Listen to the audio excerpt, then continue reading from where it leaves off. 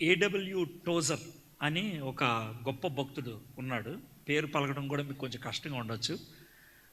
Chicago పట్టణంలో ఆయన చాలా కాలము ఒక చర్చ్లో పాస్టర్గా పనిచేశారు. షికాగోలో మూడీ బైబిల్ చర్చ్ అని డిఎల్ మూడీ గారు స్థాపించినటువంటి చర్చ్లో ఆయన రిటైర్ వెళ్ళిపోయాడు. వెళ్ళిపోయిన తర్వాత కొంతకాలానికి ఆయన తర్వాత ఉన్నటువంటి పాస్టర్ గారు ఆయన ఒకసారి ఇలాగ వర్తమానాన్ని పిలిచాడంట. పిలిస్తే ఇప్పుడు అయ్యగారు నా గురించి ఏం మాట్లాడారు, ఆయన కూడా అలాగే మాట్లాడారంట. పరిచయం ఇచ్చారు. ఇచ్చిన తర్వాత ఏడబ్ల్యూ టోజర్ గారిని వాక్యం అందించమన్నారంట.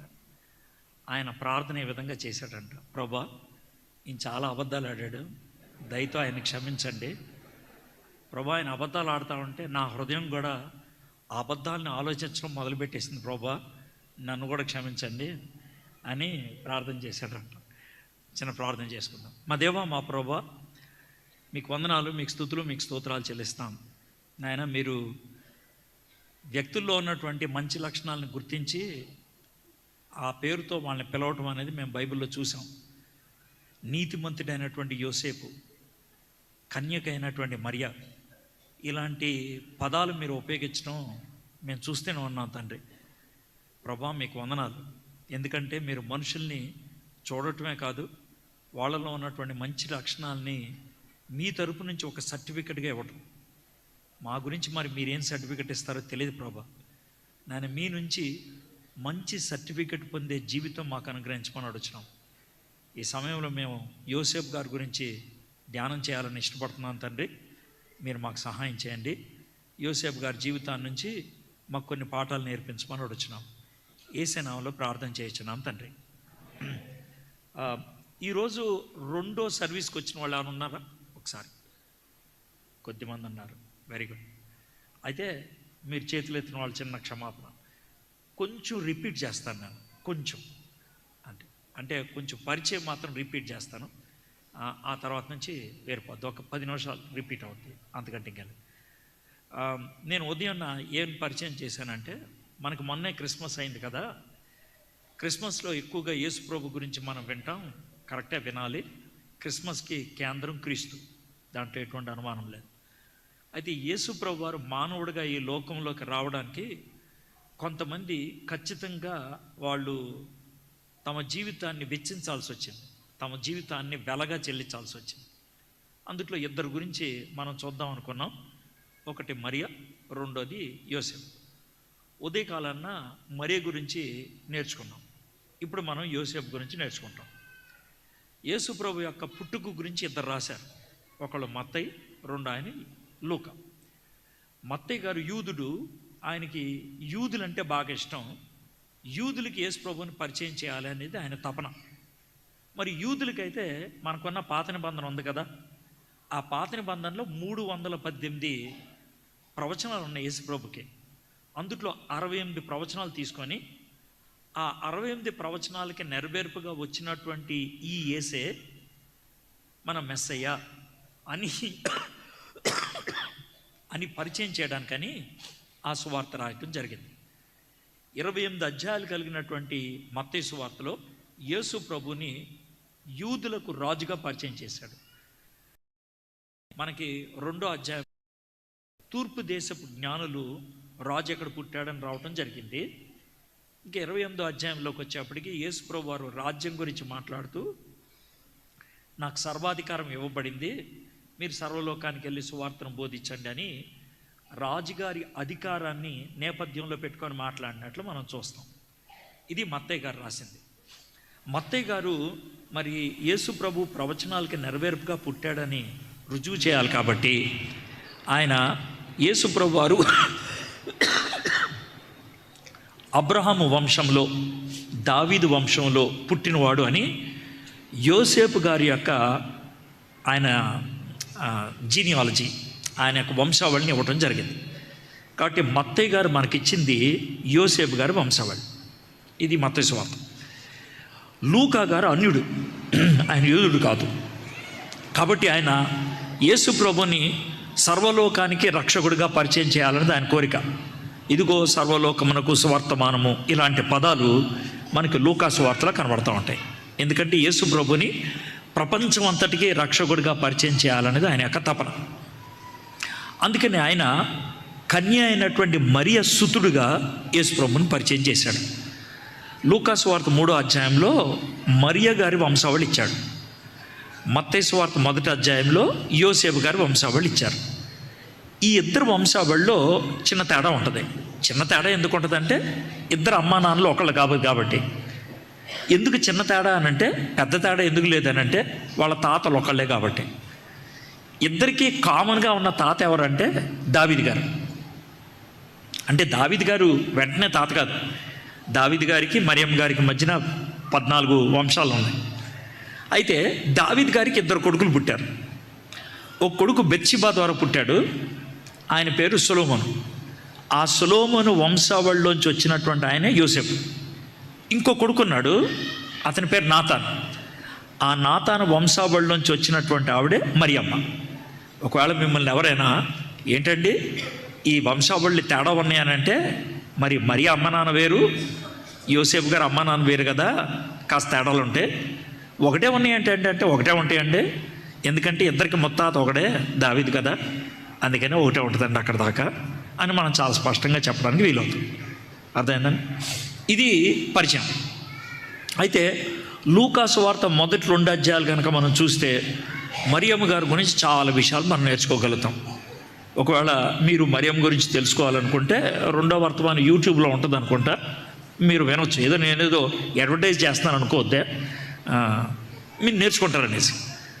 ఇద్దరు గురించి ఒకేసారి నేర్చుకుంటే కనుక బాగుంటుందని. నేను మరియమ్మ గారిలో మనం నేర్చుకోగలిగేటువంటి మంచి పాఠాలు ఏంటి అనేది ఒక అధ్యాయం మాత్రమే చూసాం. 2 అధ్యాయాలు చూడటానికి టైం సరిపోలేదు. లూకాసు వార్త 1వ అధ్యాయం చూసి దాని నుంచి చాలా పాఠాలు మనం నేర్చుకున్నాం. మరియమ్మ గారి గురించి 2 విపరీతమైనటువంటి భావాలు ఉంటాయి. 2 కూడా తప్పే. ఒక భావం ఏంటంటే ఆవిడని దేవుడిగా, దేవతగా చూడటం.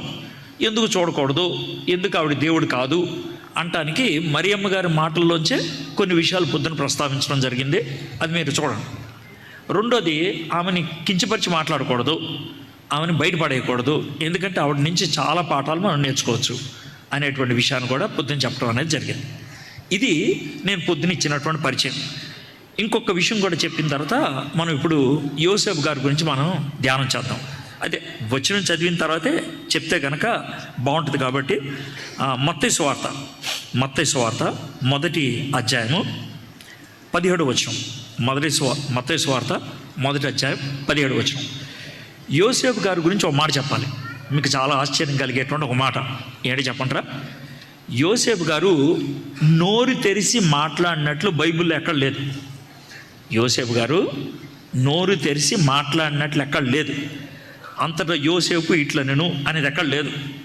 యోసేపు మరియతో ఇట్లనెను అనేది లేదు. యోసేపు దేవుణ్ణి ఈ విధంగా అడిగాను అని ఏం లేదు. నోరు తెరిచి మాట్లాడినట్లు బైబిల్ మొత్తంలో ఎక్కడ లేదు. అంటే యోసేపు మోగోడా అనొద్దు నన్ను.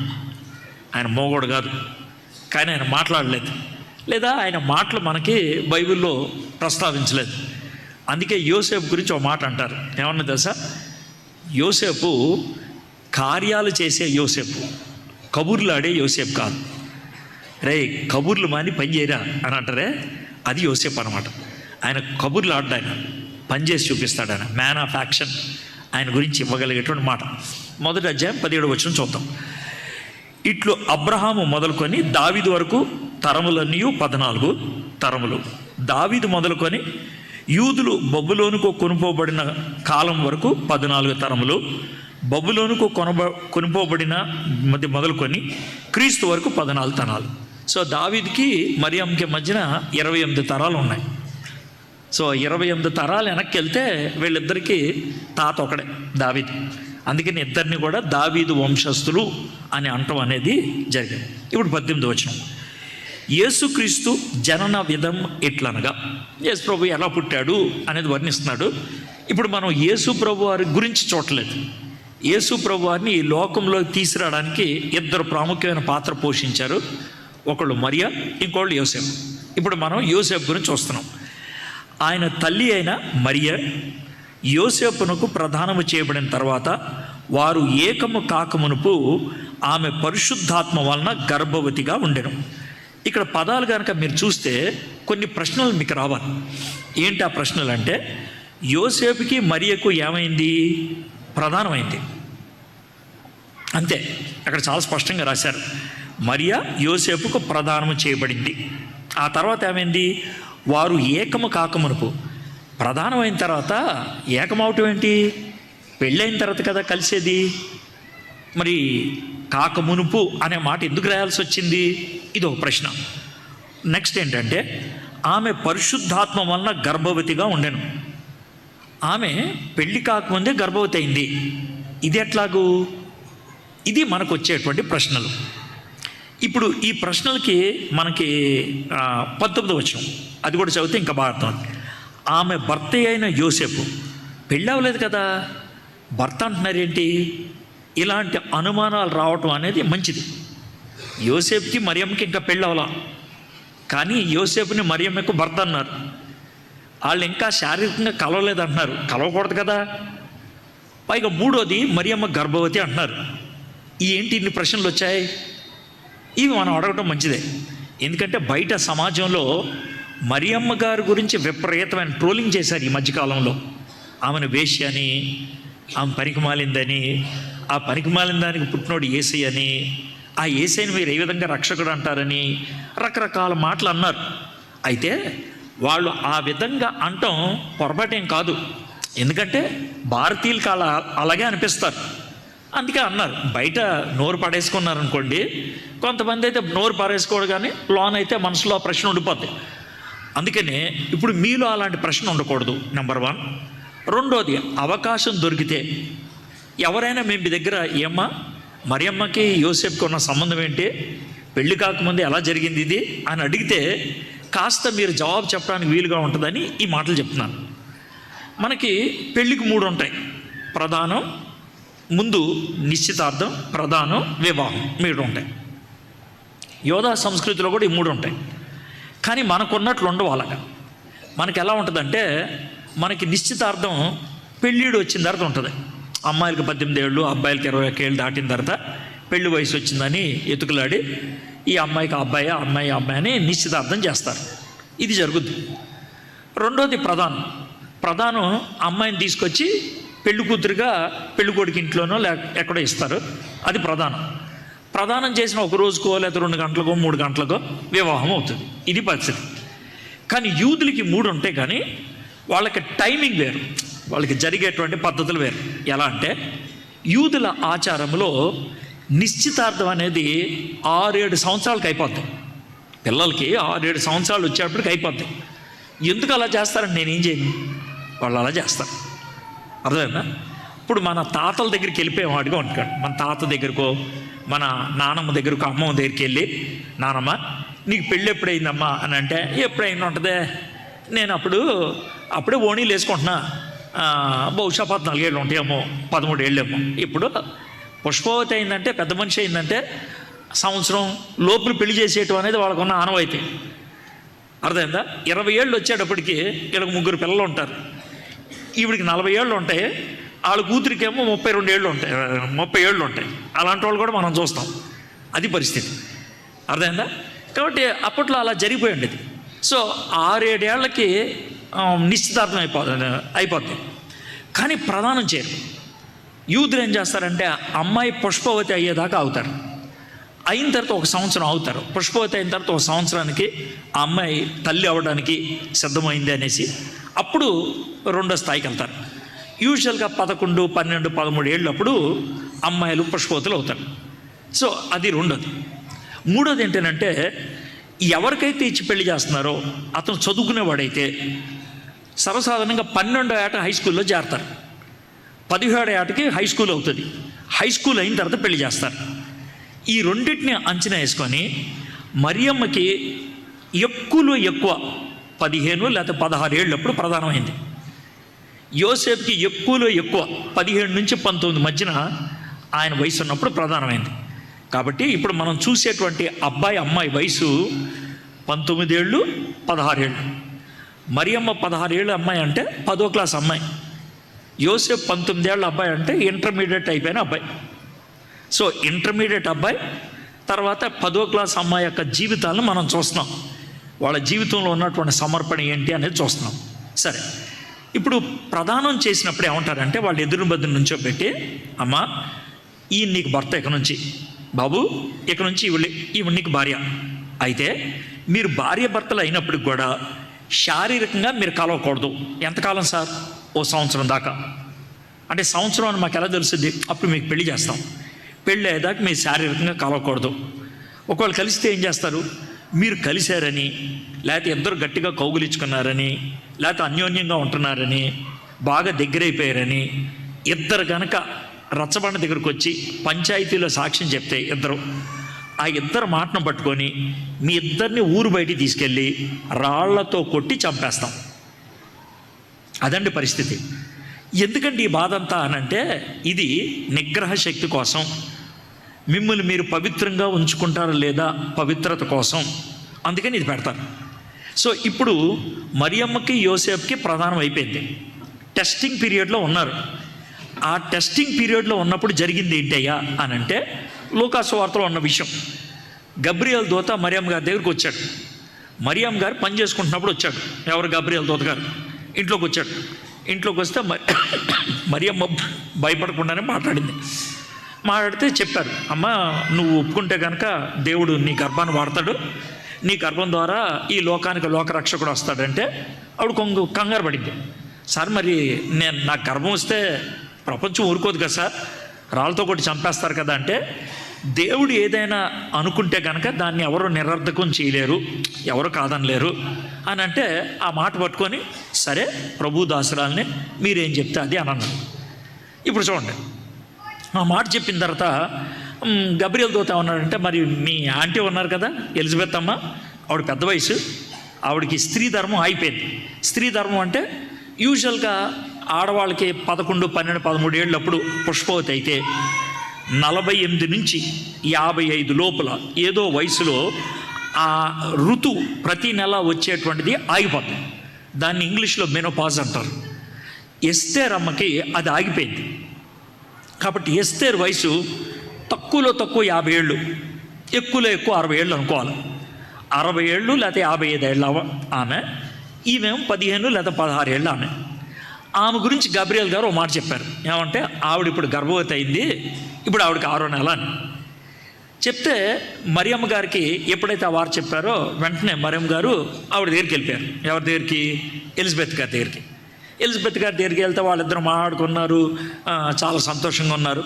అయితే తర్వాత ఏముంటుందంటే 3 నెలలు అక్కడ ఉండిపోయింది. ఎవరు? మరియమ్మ గారు 3 నెలలు అక్కడ ఉండిపోయారు.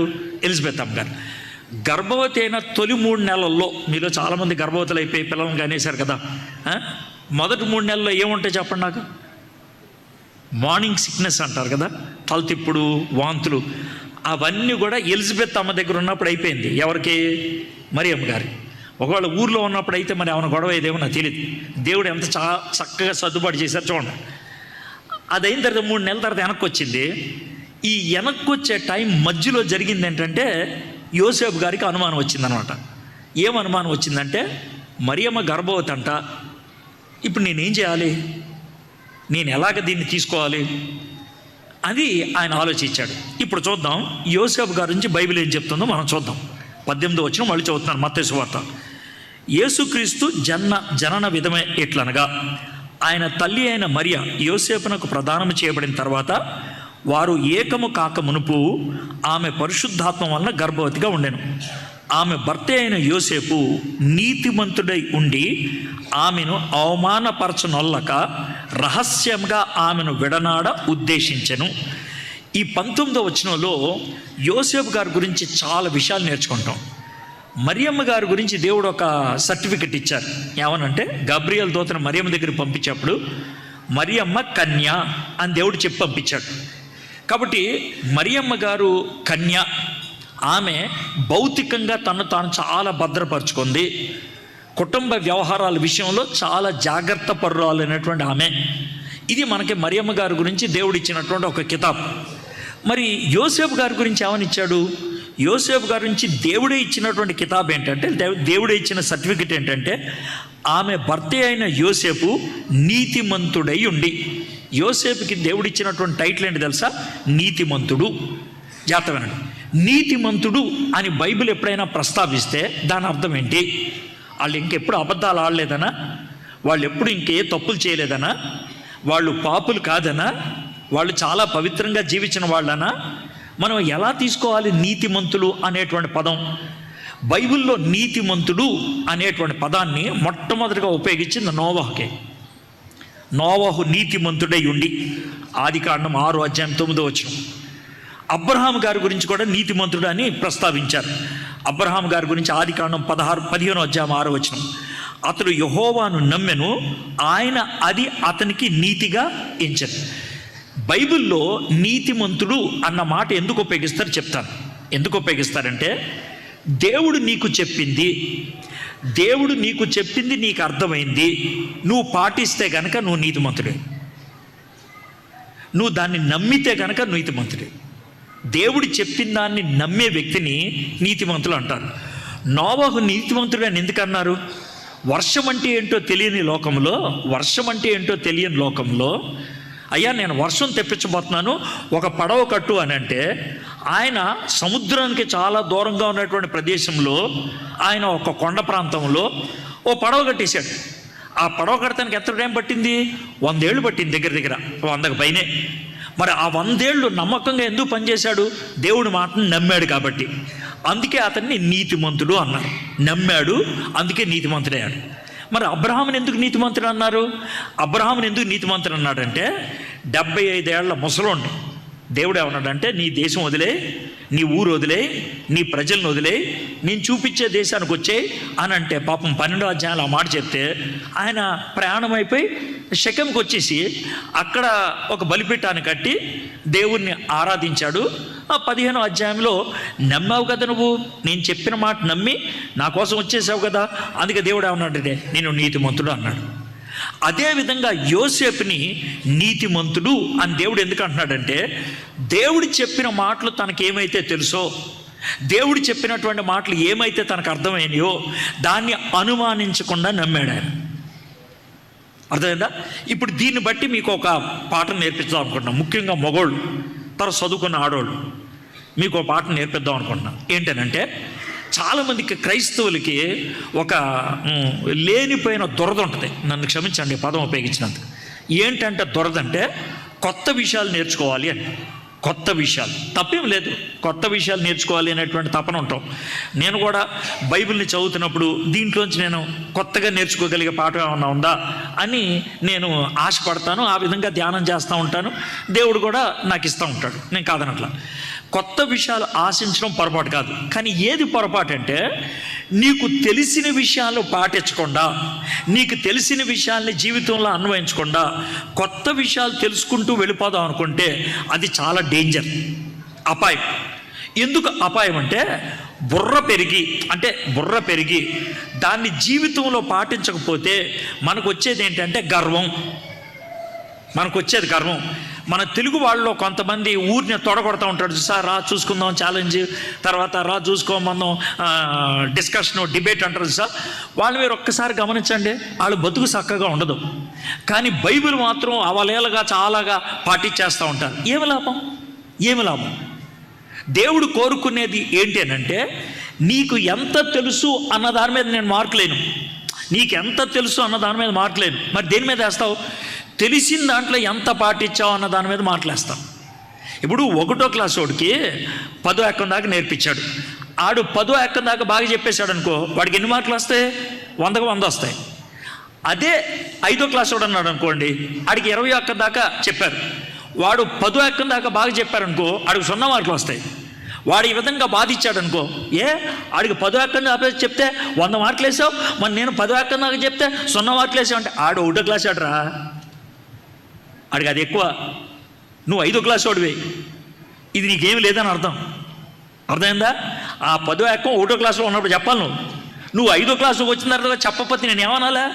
0 వేసి పంపించా, సంతోషం, కోపం మీద వాయించలేదు అంటాడు. ఇప్పుడు మీకు అర్థమైందా? ఇప్పుడు ఆత్మీయ ఎదుగుదల అన్నది ఎక్కడ పెరిగితే కాదు, ఎక్కడ పెరిగితే. మీకు అర్థమైంది కదండి? ఎక్కడ పెరిగితే కాదు, ఎక్కడ పెరిగితే. యోసేపుని నీతిమంతుడు అని ఎందుకన్నారంటే, యోసేపు వయసు 18 ఏళ్ళు అనుకుందాం. అంటే 17 నుంచి 19 అన్నారు కాబట్టి 18 అనుకుందాం. ఇంటర్మీడియట్ కుర్రోడు, 18 ఏళ్ల ఇంటర్మీడియట్ కుర్రోడిని దేవుడిచ్చినటువంటి టైటిల్ ఏంటంటే నీతిమంతుడు. ఇక్కడ తల్లిదండ్రులు ఉన్నారు, యవ్వన బిడ్డలు ఉన్నారు. ఇద్దరిని కూడా మేము ప్రశ్నించదలుచుకున్నాను. ముందు యవ్వన బిడ్డలని, మీరు కుర్రోళ్ళు. సర్వసాధారణంగా మనకి 10వ క్లాస్ పిల్లలు, ఇంటర్మీడియట్ పిల్లలు ఉన్నారనుకోండి, వాళ్ళు అసలు సరిగ్గా చర్చికి రారు, వచ్చినా కూడా సరిగ్గా ఎనరు. ఒకవేళ వచ్చినా కూడా సండే స్కూల్ పంపిస్తారు. ఏ అంటే ఈ వాక్యం అందదు అంటారు. మరియమ్మ గారు కానీ యోసేపు గారు కానీ సండే స్కూల్కి వెళ్ళారా? వాళ్ళు సమాజ మందిరానికి వెళ్ళాం, పెద్దోళ్ళు బోధించిన దాన్నే విన్నారు. ఆ వయసులో ఉన్నటువంటి వాళ్ళు ఇంతగా దేవుని వాక్యంలో ఎదగగలిగితే ఇప్పుడు మనం ఎందుకు ఎదగలేకపోతున్నాం? ఇది మొదటి ప్రశ్న. రెండోది, యోసేపు గారు 18 ఏళ్ళ కుర్రోడు, దేవుడిచ్చినటువంటి టైటిల్ ఏంటంటే నీతిమంతుడు అని. మరి మన 18 ఏళ్ళ పిల్లలకి అలాంటి టైటిల్ దేవుడు ఇవ్వగలుగుతున్నాడా? అలా మనం పెంచగలుగుతున్నామా? అలా మనం పెరగగలుగుతున్నామా? యోసేపు ఆ విధంగా పెరిగాడు. నీతిమంతుడు అనేది ఆయనకి ఇచ్చినటువంటి టైటిల్. సరే సార్, మరి నీతిమంతుడు అంటున్నారు కదా, 19వ వచనంలో ఉన్న విషయం నీతిమంతుడు చేసే పనిలాగే లేదే అని అనిపిస్తుంది మనకి. చూద్దాం. ఆమె భర్త అయిన యోసేపు నీతిమంతుడై ఉండి ఆమెను అవమానపరచనొల్లక రహస్యముగా ఆమెను విడనాడ ఉద్దేశించిన. సార్, ఇదేంటి సార్ రహస్యముగా విడనాటం ఏంటి? తప్పు కదా అది. రహస్యంగా విడనాటం ఏంటంటే తప్పు కదా. ఆయన రహస్యంగా విడనాటం అనేది మంచి పని. అసలు లెక్క ప్రకారం చేయాల్సిన పని ఏంటి తెలుసా? పంచాయతీ దగ్గరికి వెళ్ళి, సార్ ఏంటి బాబు, సార్ ఈ మరియంతో నాకు ప్రధానమైంది సార్. వెరీ గుడ్ సార్, ఈమె గర్భవతి అయిందంట సార్, నాకు తెలియదు సార్, అసలు సంబంధం లేదు సార్, ఆమెను అడగండి, నేను నిలబడతాను సార్, నాకు ఆవిడికి సంబంధం లేదు సార్, ఆమె గర్భవతి అయింది, మీరేం చేస్తారు చేసుకోండి అని రచ్చ చేసి వెళ్ళాలి లెక్క ప్రకారం. కానీ ఆయన రచ్చ చేయదలుచుకోలేదు, సీక్రెట్గా. ఏమండి, మంచోడైతే కనుక ఉండొచ్చు కదా ఆవిడతో, మంచోడైతే కనుక ఆవిడని దగ్గర తీసుకోవచ్చు కదా. ధర్మశాస్త్రం ఒప్పుకోదు. అప్పట్లో ఉన్నటువంటి ధర్మశాస్త్రం తనకి ప్రధానమైనప్పుడు తన భార్య కనుక ఈ విధంగా అసభ్యంగా ప్రవర్తించిందని 2 సాక్ష్యాలు చెప్తే భర్త చేయాల్సినటువంటి న్యాయబద్ధమైనటువంటి పని ఏంటంటే డివోర్స్ ఇచ్చారు. ఎక్కడుంది సార్ అంటే ద్వితీయోపదేశకాండం 24వ అధ్యాయం మొదటి వచనం. మళ్ళీ జాగ్రత్త చెప్తాను, ప్లీజ్ ఈ మాట వినండి. ఒకసారి మీరందరూ నా ఫేస్ చూడాలి. ఇది అప్పట్లో ఉన్న రూలు, ఇప్పుడు కాదు. అర్థమైందా సార్? నేను డివోర్స్ సర్టిఫికెట్లు ఇచ్చేస్తాను, నీ దగ్గర లైన్లో ఉంచవద్దు. ఇది అప్పట్లో ఉన్న రూల్, ఇప్పుడు కాదు. మీకు అర్థమైందా? అప్పుడు, ఇప్పుడు కాదు. మరి ఇప్పుడు ఏంటి సార్? ఇప్పుడు ఏంటంటే నీ భార్య ఎంత చెడ్డదైనా, నీ భర్త ఎంత మూర్ఖుడైనా బరి తెగించి ఉండటమే నీవు నేర్పించిన దేవుడి పాఠం. అర్థమైందా? వదిలిపెట్టకూడదు ఏ కారణం చేతైనా. అవిశ్వాసి అయినటువంటి భర్త ఉంటే ఏం చేయాలో పేతురు గారు చెప్పారు 3వ అధ్యాయంలో, 1 పేతురు 3వ అధ్యాయం. అవిశ్వాసి అయినటువంటి భార్య ఉంటే ఎలా ఉండాలో 1 కొరింథీ 7వ అధ్యాయంలో పౌలు గారు చెప్పారు. మీకు అర్థమైందంటే, కాబట్టి వదిలిపెట్టకూడదు. డివోర్స్ అనేది దేవుడికి అస్సలు ఇష్టం లేదు. నూతన నిబంధనలో, పాత నిబంధనలో కాఠిన్యాన్ని బట్టి దేవుడు ఇచ్చాడు అనేటువంటి మాట రాయబడింది. అక్కడ ఉన్నటువంటి రూల్ ఏంటో మీకు చెప్తున్నాను అంతే. ఓకే, ద్వితీయోపదేశకాండం 24వ అధ్యాయం మొదటి వచనం. ఒకడు స్త్రీని పరిగ్రహించి ఆమెను పెండ్లి చేసుకొనిన తర్వాత ఆమె యందు మానభంగ సూచన ఏదో ఒకటి అతనికి కనబడినందున ఆమె మీద అతనికి ఇష్టము తప్పిన ఎడల అతడు ఆమెకు పరిత్యాగ పత్రము రాయించి ఆమె చేతికిచ్చి తన ఇంటి నుండి ఆమెను పంపివేయవలెను. ఇది మోషే గారు ద్వితీయోపదేశకాండంలో ఇశ్రాయేలీలు అరణ్యంలో ఉన్నప్పుడు కూర్చోపెట్టి బోధించినటువంటి బోధ. దేవుడు చెప్పండి చెప్పిన విషయం. కాబట్టి న్యాయబద్ధంగా యోసేపు గారు చేయాల్సిన పని ఏంటంటే డివోర్స్ సర్టిఫికెట్ ఇవ్వటం. కాబట్టి డివోర్స్ ఇవ్వాలి అనుకున్నది చెడ్డది కాదు, కానీ చాలా మంచి పని ఏం చేస్తున్నాడంటే రహస్యముగా. అక్కడ దేవుడు ఆయనకి ఇష్టపడ్డాడు. నువ్వు మంచోడువా, ఎందుకనంటే అవమానపరచదలుచుకోలేదు ఎవరిని? యోసేపుని, మరియమ్మని. దీంతో మనకు మొట్టమొదటి పాఠం ఏమొస్తుందంటే యోసేపు నీతిమంతుడు. చెప్పండి, యోసేపు నీతిమంతుడు. మరి మనం నీతియుక్తంగా జీవిస్తున్నామా? నీతియుక్తంగా అంటే మనకి తెలిసిన వాక్యాన్ని మనం పాటిస్తున్నామా? ఇప్పుడు అయ్యగారు ఈ వారం మీకు వాక్యం బోధించారు, బోధించిన దాంట్లో 2 పాఠాలు నీకు నేర్చుకున్నావు అనుకుందాం. 2 పాఠాలు. ఈ 2 పాఠాలు ఈ వారంలో నువ్వు జీవితంలో అన్వయించుకోవాలి కదా. నెక్స్ట్ వారానికి వచ్చేప్పటికి అది నీతి. అంటే అది నీతి. నీతి అని అంటే నువ్వు ఎంతైతే నేర్చుకున్నావో ఆ నేర్చుకున్న దాన్ని జీవితంలో పాటించడం. తెలియని దాని గురించి దేవుడు లెక్క అడగడు, తెలిసిన దాని గురించి లెక్క అడుగుతాడు. నీకు చెప్పని దాని గురించి దేవుడు లెక్క అడగడు, నీకు చెప్పిన దాని గురించి లెక్క అడుగుతాడు. ఇక్కడ కూర్చోపెట్టి నీకు ఇంత చక్కగా ఇవన్నీ బోధిస్తున్నప్పుడు నీకు ఇది బోధించా, ఏం చేసావు నువ్వు, అది దేవుడు అడిగేటువంటి లెక్క అన్నమాట. సరే, ఇంకేం జరిగింది చూద్దాం. ఆమెను విడనాడ ఉద్దేశించను. 20వ వచనం. అతడు ఆ సంగతులను గూర్చి ఆలోచించుకొనుచుండగా, ఇది కేవలం ఆలోచించుకుంటున్నాడు, ఇంకా బయట ఎవరికి చెప్పలా, తను మనసులో ఆలోచించుకొనుచుండగా ఇదిగో ప్రభుదూత స్వప్నమందు అతనికి ప్రత్యక్షమై. దేంట్లో? దేని మందు? ఇక్కడ చాలా తేడుతుంది. మరియమ్మ గారు పని చేసుకుంటా ఉంటే గబ్రియల్ దూత లోనికి వచ్చాడు. లోకాసువార్త 1వ అధ్యాయం. అంటే మరియమ్మ గారు లేస్తున్నారు. మరియమ్మ గారు లేస్తున్నప్పుడు దేవదూత వచ్చి మాట్లాడాడు కాబట్టి దాన్ని దర్శనము అంటారు. ఇక్కడ యోసేపు గారు నిద్రపోతున్నప్పుడు గబ్రియల్ దూత గారు వచ్చి మాట్లాడారు. దీన్ని ఏమంటారు? స్వప్నము. దాన్ని ఏమంటారు? దర్శనం. స్వప్నాన్నే మనం ఇంకో పేరు ఉపయోగిస్తాం. ఏంటది? కళ. అర్థమైందా? కళ పడుకున్నప్పుడు వస్తుంది, దర్శనం లేస్తున్నప్పుడు వస్తుంది. అర్థమైందండి? దర్శనం అంటే మనం మామూలుగా తిరుగుతూ ఉంటాం, కళ్ళలో కనబడినట్లే మనం చిత్రాలు చూస్తాం అన్నమాట. అది దర్శనం. మీకు ఉదాహరణ చెప్పాలంటే, పేతురు గారు మేడ మీద తిరుగుతూ ఉంటే దుప్పటి ఆకాశం నుంచి కిందకు వచ్చింది, దాంట్లో పురుగులన్నీ కనబడ్డాయి, పైనుంచి స్వరం కనబడింది, నువ్వు తీసుకొని తిను అని మనోడు వద్దు అన్నాడు. ఇది దర్శనం, ఎందుకంటే ఆయన లేచి ఉన్నాడు. ఇక్కడ మన యోసేపు గారికి స్వప్నం. దేవుడు కళ ఎవరికి ఇస్తాడు? దేవుడు దర్శనం ఎవరికి ఇస్తాడు? జాగ్రత్త, వాటర్ గ్లాసులు. దేవుడు దర్శనం ఎవరికి ఇస్తాడు? కళ ఎవరికి ఇస్తాడు? దర్శనం ఎవరికి ఇస్తాడంటే ఎవరైతే తిరిగి జవాబు చెప్పాలో వాళ్ళకి దర్శనం ఇస్తాడు. అంటే వాళ్ళు నిర్ణయం తీసుకొని వాళ్ళు జవాబు చెప్పాలి. మరియమ్మ గారు ఒక నిర్ణయం తీసుకొని, ఓకే నేను అంగీకారమే, చావుకైనా తెగిస్తాను అని అనడానికి దర్శనం ఇచ్చాడు. అయితే ఇక్కడ దర్శనం కాదు, కళ ఎందుకు ఇచ్చాడంటే ఈయన తిరిగి చెప్పేది ఏమి లేదు. ఏం చేయాలి? దీన్ని పాటించాలి, లోబడాలి. దేవుడు దర్శనం ద్వారా, కళ ద్వారా నీకు ఏదైనా చూపించాడంటే గుర్తుపెట్టుకో, దేవుడు కళ ద్వారా నీకు ఏదైనా చూపించాడంటే దేవుడు చెప్పేది ఏంటంటే నువ్వు అది పాటించు, అంతే. ఇంకా దానికి బదులు చెప్పాల్సింది ఏమి లేదు, పాటించు. ఒకవేళ అర్థం కాకపోతే ప్రభా ఈ కళకు భావం ఏంటి అని అడగడమే. ఇప్పుడు ఐగుప్తు దేశంలో ఫరో గారికి కళ వచ్చింది. కళ వస్తే యోసేపు గారు దాన్ని పాటించడానికి ఏం చేశాడు? ముందుగా గోదాములను నింపేశాడు. ఇది జరుగుద్ది, ఇక దాన్ని ఇంకెవడ ఆపేదేం లేదు, దాన్ని ప్రశ్నించేదేమి లేదు, ఇక జరుగుద్ది. అందుకనే గోదాములు నింపేశాడు. ఆ కరువు కాలంలో ఆ గోదాములో ఉన్నటువంటి ఆ ధాన్యం అంతా కూడా సరిపోయింది. కాబట్టి కళ దేవుడు ఎప్పుడైనా మనకిస్తే దాన్ని శిరసా వహించాల్సిందే. కళ గురించి ఎందుకు మాట్లాడుతానంటే జాగ్రత్త వినండి. యోసేపు గారికి మత్తయి సువార్త మొదటి 2 అధ్యాయాల్లో 4 కళ్ళు వచ్చాయి. ఎన్ని? 4 కళ్ళు. ప్రతి కళలో కూడా యోసేపు గారు ఓ పని చేశాడని ప్రశ్నించకుండా. దీన్ని అంతటిని బట్టి యోసేపు గారి గురించి ఒక చిన్న పాఠం నేర్చుకోవచ్చు. ఏంటి తెలుసా? దేవుడు మాట ఇస్తే దాన్ని నమ్మేవాడు నీతిమంతుడు, దాన్ని పాటించేవాడు.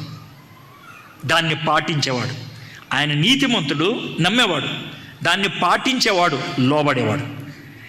నమ్మకస్తుడు, అందుకే పాటించాడు. ఆయన నీతిమంతుడు, అందుకే నమ్మాడు. ఇది మనం చూసేది. ఇదిగో ప్రభు దూత స్వప్నమందు అతనికి ప్రత్యక్షమై దావీదు కుమారుడైన యోసేపు. ఏంటి దావీదు కుమారుడైన యోసేపు అన్నాడు? అసలు యోసేపు గారు ఎవరు? ఒక్కసారి ఆ అధ్యాయంలో వెనక్కి రండి. 16వ వచనం చూడండి. మొదటి అధ్యాయం 16వ వచనం. యాకోబు మరియ భర్త అయిన యోసేపును కనెను. అంటే యోసేపు గారి నాన్నగారి పేరేంటి చెప్పండి? యాకోబు. అసలు నాన్నగారి పేరేంటి? యాకోబు.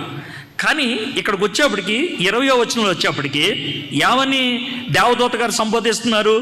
దావీదు కుమారుడు అయిన యోసేపు. అదేంటి, ఈయనకి ఇద్దరు తండ్రులా? నో. మనకి నాన్నగారు ఉంటారు కదా, నాన్నగారిని మనం ఏమంటాం? నాన్నగారిని ఏమంటాం? మనకి తాత ముత్తాత అని ఉన్నది. యూదులకి తాత ముత్తాత లేదు. మరి ఏం చేస్తారు సార్? నాన్న అంటారు, నాన్నోళ్ళ నాన్నే అంటారు, నాన్నే అంటారు, నాన్నే అంటారు. అర్థమైందా? కాబట్టి 28 తరాలు వెనక్కి వెళ్తే కూడా ఆడేమవుతాడు? ఈయనకి నానే. ఆ విధంగా మనకు పేరు ఉంది. ఎవరి పేరు ఉంది? అబ్రహాము పిల్లలు. విశ్వాసాన్ని బట్టి అబ్రహాం మనవాళ్ళు మనవరాళ్ళు అనలా, అబ్రహాం పిల్లలే. అర్థమైందా? బైబిల్ ప్రకారం అంట క్రైస్తవ్యంలో మనవాళ్ళు మనవరాళ్ళు ఉండరంట. ఉండరు, అందరూ కొడుకులు కూతుర్లే. ఎలాగ చెప్పమంటారా? ఇప్పుడు ఆయన సువార్ చెప్తే నేను మారు మనసు పొందాను, ఆయన నేనేమవుతాను? ఆత్మీయ కొడుకుని అవుతాను. నేను ఎవరికైనా సువార్ చెప్తే ఆ సువార్త విన్న వాళ్ళు ఈయనకి మనవాళ్ళు మనవరాళ్ళు ఎవరో, వాళ్ళు కూడా కొడుకులు కూతుర్లే.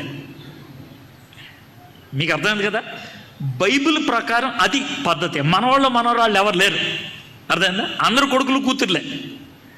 కాబట్టి యాకోబు కొడుగ్గా ఈయన్ని పిలవకుండా దావీదు అని అన్నాడు.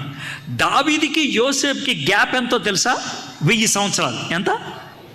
1000 సంవత్సరాలు వెనక్కి వెళ్ళిపోయి ఒక ఆయన పేరు ప్రస్తావించి దావీదు కుమారుడా అని అన్నాడు.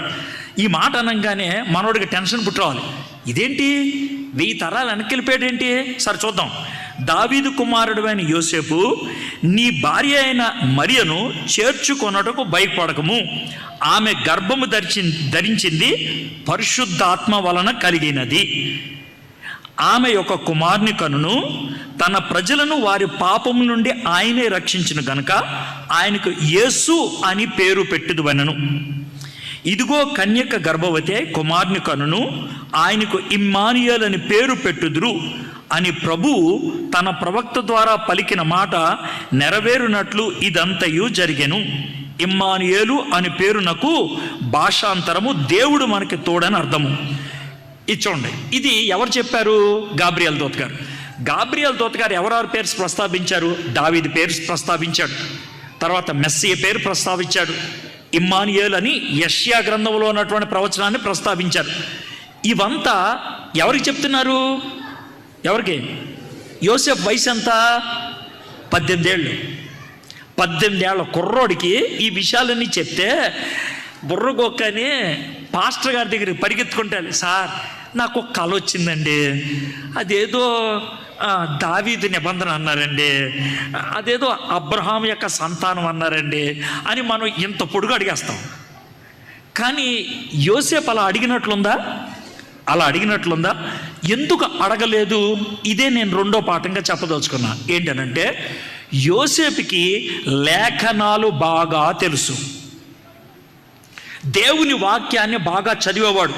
మీకు చేతులు జోడించి ఒకవేళ మిమ్మల్ని కాలు పట్టుకొని చెప్పమంటే ఒకే ఒక పాఠం నేర్పిస్తాను మీకు. ఏంటనంటే దయచేసి రోజు బైబిల్ చదవండి. మీ పాస్టర్ గారు ఇంకొక మాట చెప్తా ఉన్నారు, రోజు పొద్దున్నే మీకు కొద్దిగా వాక్యం ఇస్తున్నాము, దాన్ని వినండి, వాక్యంతో మొదలు పెట్టండి అన్నారు. మంచిది. దీన్ని స్టార్టర్ అంటారు. స్టార్టర్ అంటే ఏంటంటే మనం వండుకోవడం రానప్పుడు హోటల్కి వెళ్తాం, అది ఉండాలి. అయితే నేనేమంటాను తెలుసా? హోటల్ బతుకుతో నీ జీవితాన్ని నింపేసుకోవద్దు. సార్ మరి ఏం చేయమంటారు సార్? మా పాస్టర్ గారు వదిలేదు, పాస్టర్ గారిని ఉన్నాయండి. మీరు ఏం చేస్తారంటే ఆయన చెప్పే వాక్యం కొంచెం వినండి, అర్థమైందా? అది అయిపోయిన తర్వాత మీరు ఈ బైబిల్ ఉంటుందే దీన్ని తెరిచి మీ అంతా మీరు చదవండి. ఏ సార్ అని అంటే కొన్ని విషయాలు ఆయన ద్వారా మీకు చెప్తాడు. ఆయన మీకు తడిక అంటే ఏంటి తెలుసు కదా? ఇద్దరి మధ్యలో ఉండే ఆయన, దేవుడికి మీకు మధ్యన తడిక. అర్థమైందా? కొంత అయిపోయిన తర్వాత దేవుడు ఏమంటాడు? తడికలేమొద్దురా, నువ్వే వచ్చి నా దగ్గరికి అంటాడు. అంటే ఈయన తీసేమని కాదు, ఈయన ఉంటాడు, అలాగే ఈయన ఉంటాడు. కాకపోతే దేవుడు ఏమంటాడంటే కొన్ని పాఠాలు ఉంటే నేను ఎవరి ద్వారా నీతో చెప్పను. మరి ఎవరితో చెప్తావు? నీతోనే డైరెక్ట్గా చెప్తాను. నీతోనే డైరెక్ట్ చెప్పాలని నువ్వు బైబిల్ తీసి చదువుకుంటూ నా సన్నిధిలో గడిపితే నేను నీకు నేర్పుతా. నేను నీకు నేర్పుతాను. ఇది మనం నేర్చుకోవాల్సినటువంటి విషయం. బైబిల్ని మనంతర మనం చదువుకోవాలి. చదవటం వచ్చిన వాళ్ళందరూ చేతులు ఎత్తండి.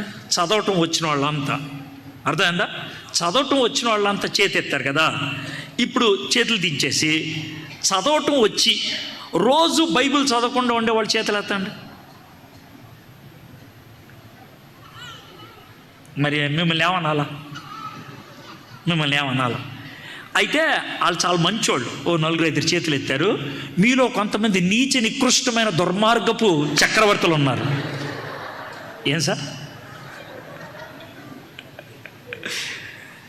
ఏంటంటే చేతులు ఎత్తకపోతే కనుక దొరికిపోతామని.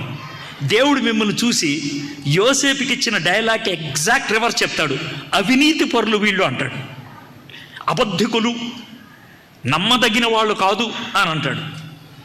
అట్లీస్ట్ ఒప్పుకోగలిగితే బాగుంటుంది, నేను చదవట్లేదు అని. గుర్తుపెట్టుకోండి, జబ్బున్నది అని తెలిస్తే మందు వేసుకుంటాం. జబ్బున్నదని నువ్వు నమ్మకపోతే ట్యాబ్లెట్ వేసుకోవు కదా. కాబట్టి జబ్బున్నది అనేది మొదటి మెట్టు. నేను బైబిల్ చదవట్లేదు అనేది మొదటి మెట్టు. నేను దేవుడితో ఏకంగా గడపట్లేదు అనేది మొదటి మెట్టు. మీరు దేవుడితో వ్యక్తిగతంగా గడపటం నేర్చుకోవాలి. మీ పాస్టర్ గారు బోధించినట్లు మీకు రాకపోవచ్చు, మీ పాస్టర్ గారికి అవగాహన కలిగినట్లు మీకు కలగకపోవచ్చు, నాకు కలిగినంత నీకు కలగకపోవచ్చు. కానీ దేవుడు ఏమంటాడు తెలుసా? నీకెంత కలగాలో అంత కలిగేటట్లు నేను చేస్తా, నీకెంత అర్థం అవ్వాలో అర్థమయ్యేటట్లు నేను చేస్తా. ఇది దేవుడు చెప్పేది. కాబట్టి వ్యక్తిగతంగా బైబిల్ని ప్రతిరోజు పఠించటం మర్చిపోవద్దు. అదే నేను ఒక అలవాటు పెట్టుకున్నాను. బైబిల్ ఉంటుంది కదా, ఈ బైబిల్లో గీతలు పెట్టుకుంటాను. ఎందుకు పెట్టుకుంటాను గీతలు అంటే, ప్రతి 3 ఏళ్ళకి బైబిల్ మార్చేయాలి. ఎందుకు మార్చేయాలి సార్ అని అంటే కనుక, ఈ సంవత్సరం గీతలు పెట్టుకున్నాను కదా, నేను అదే బైబిల్ 10 ఏళ్ళ తర్వాత చదివాను అనుకో, అవే గీతలు గుర్తు వస్తాయి. అదోదే, కొత్త తలంపులు రావు. కొత్త తలంపులు రావాలంటే చేయాల్సిన పని ఒకటే, బైబిల్ మార్చేయాలి. 2-3 ఏళ్ళకోసారి. నాకు తెలిసినటువంటి ఒక ఆయన, నేను ఇది 3 ఏళ్ళకి ఇప్పుడు మారుస్తున్నా, ఒక ఆయన అజిత్ ఫెర్నాండో అని శ్రీలంకలో ఉంటాడు. ఆయన మాకు బైబిల్ కాలేజీలో బోధిస్తానికి వచ్చాడు. ఆయన ఏమన్నాడంటే, ప్రతి సంవత్సరం బైబిల్ మార్చేస్తానన్నాడు.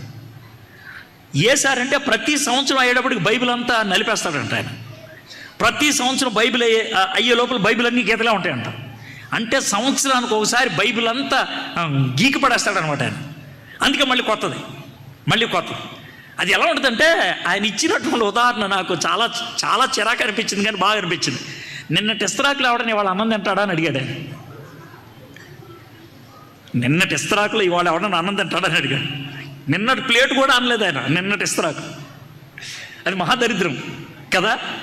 కాబట్టి మనం ఎప్పటికప్పుడు కొత్త ఆలోచనలు దేవుడి దగ్గర నుంచి రావాలి. కొత్తగా నేను తలంచాలి, కొత్తగా దేవునికి దగ్గర అవ్వాలి. అది మనం నేర్చుకోవాల్సినటువంటి పాఠం. నా ఉద్దేశంలో యోసేపు అలా అంటాడు. యోసేపు ఆ విధంగా రోజు దేవుని వాక్యం చదివేవాడు కాబట్టి దేవుని వాక్యం తనకు బాగా అర్థమైంది. సరే, ఏం చేశాడు చూద్దాం. కల వచ్చిన తర్వాత యోసేపు 24 వచనం, యోసేపు నిద్ర మేల్కొని ప్రభుదూత తనకు ఆజ్ఞాపించిన ప్రకారము చేసి తన భార్యను చేర్చుకోవటం అంటే ఏంటి చెప్పండి నాకు. తన భార్యను చేర్చుకోవటం అంటే ఏంటి? తన భార్యను చేర్చుకోవటం అంటే ఏంటంటే తెలుసా, రేపు పొద్దున్న తన భార్య వెళ్తున్నారనుకోండి, మరియమ్మకి కొంచెం పొట్ట బయటకు వచ్చింది అనుకోండి, రే యోసేపు ఇట్రా, రే నీ భార్య గర్భవతి అంట. అవునరా, నువ్వేం చేయలేదా? ఊరికర్రే కబుర్లు అడకరా. అట్లా కాదన్నా, పరిశుద్ధ రే మా చెవులో పువ్వు పెట్టకరా, పరిశుద్ధాత్మ వాడరా బాబు. ఇది అప్పుడు అనాల్సిన మాటలు. కానీ యోసేపు వాటినన్నిటినీ ఏమనుకున్నాడు? దేవుడికి ఆమెను చేర్చుకోమన్నాడు, నేను చేర్చుకుంటాను. ఇది నీతి అంటే. ఎదురు ప్రశ్న చెప్పకుండా. నాకు అనిపిస్తుంది, ఇప్పుడు యోసేపు గారు 18 ఏళ్ళు కదా, ఈ జకరియా గారు ఉన్నారు చూసా, ఆయనకి 60 ఏళ్ళు. జకరియా గారు నమ్మలా, కానీ ఈయన నమ్మాడు. జకరియా గారు అనుమానించాడు, ఈయన అనుమానించలా. ఏం చేద్దామని అనుకుంటా ఉన్నాడు. గబ్రియేలుతో వచ్చి నువ్వు చేర్చుకో అన్నాడు. ఎదురు మాట చెప్పకుండా చేర్చేసుకున్నాడు అంతే. ఎదురు మాట చెప్పకుండా. ఏమన్నావు? నాకైతే ఏమైంది, నెపోలియన్ బోనాపార్టీ అని ఒక చక్రవర్తి ఉండేవాడు, ఫ్రెంచ్ దేశానికి చక్రవర్తి. ఆయన చిన్న చిన్న రాజ్యంతో, చిన్న జనంతో పెద్ద పెద్ద రాజ్యాలను కూడా ఎదుర్కోగలిగాడంట. ఒకసారి ఒక వార్తాపత్రిక ఆయన నెపోలియన్ బోనాపార్టే గారి దగ్గరికి వచ్చి, నెపోలియన్ గారు, మీరు చిన్న సైన్యంతో పెద్ద పెద్ద వాళ్ళందరూ గెలిచేస్తున్నారు, ఇది ఎలా సాధ్యం సార్ అన్నాడంట. సాధ్యమేలే అన్నాడంట. ఎలాగ సార్, సీక్రెట్ ఏంటి అన్నాడంట. అనంటే, రే ఇట్రా అన్నాడంట. ఓ సైనికుడు వచ్చి చేతులు కట్టుకొని నుంచున్నాడంట. నుంచోనంటే, రే దాంట్లో దూకు అన్నాడంట. వాడు దూకేశాడు. అది లోతైనటువంటి చెరువు అంట. దూకేశాడు. భయంకరంగా చల్లగా ఉందంట, మంచు పైన మంచు పెట్టగట్టేసిందే. దూకేశాడు. ఈ వార్తాపత్రిక ఆయన అలాగే చూస్తున్నాడంట. చూస్తూ ఉంటే నెపోలియన్ గారు, నీ తర్వాత ప్రశ్న ఏంటి చెప్పన్నాడు. సార్ ఆడు పోతాడు సార్ అంట. పోతాడు కాదు, పోయాడులే అన్నాడంట. అదేంటి సార్ అన్నాడు. ఇప్పుడు నువ్వు నన్ను ప్రశ్న అడిగావు. ఏం ప్రశ్న అడిగావు? తక్కువ మంది సైన్యంతో పెద్ద పెద్ద రాజ్యాలని ఏ విధంగా జయించగలిగావు, దాని సీక్రెట్ ఏంటని నీకు సీక్రెట్ చూపించా. సార్ నాకు అర్థం కాలేదు సార్. నా సీక్రెట్ ఏంటి చెప్పంటావా?